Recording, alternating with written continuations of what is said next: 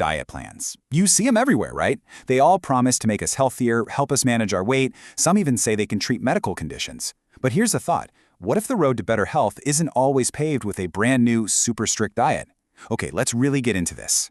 So maybe you've been thinking about trying a new eating plan. It makes sense.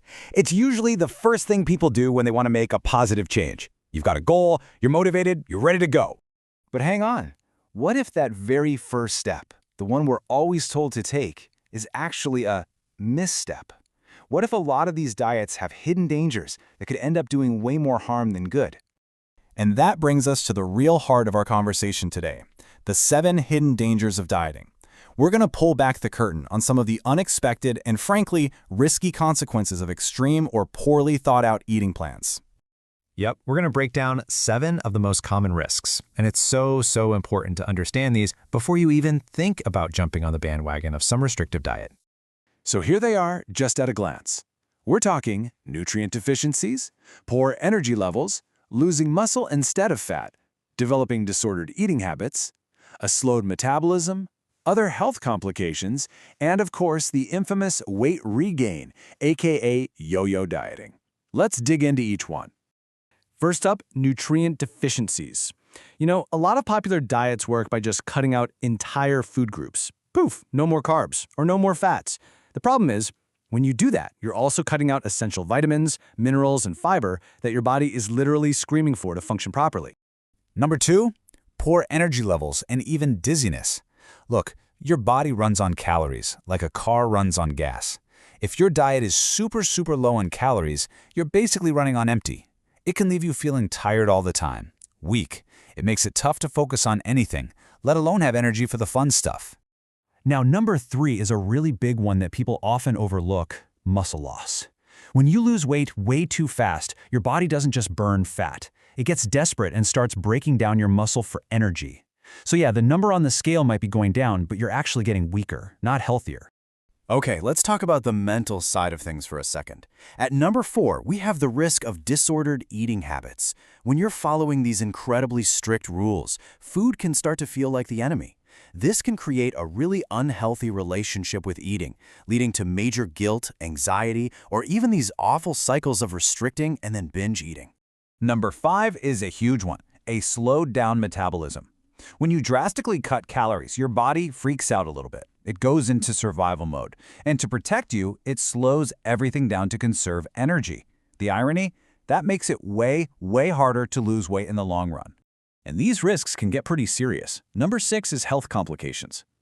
For anyone who already has conditions like diabetes, high blood pressure, or stomach issues, a badly planned diet can actually make things a whole lot worse, not better. And finally, number 7, weight regain. We all know it is yo-yo dieting. It's that incredibly frustrating cycle where you lose weight fast with some unsustainable diet, only to have it all come rushing back. And sometimes, you end up even heavier than when you started. So, the big question is, why? Why do these extreme diets backfire so often? Well, let's get into the science behind it all, because it's pretty fascinating. And this right here just illustrates that yo-yo cycle perfectly.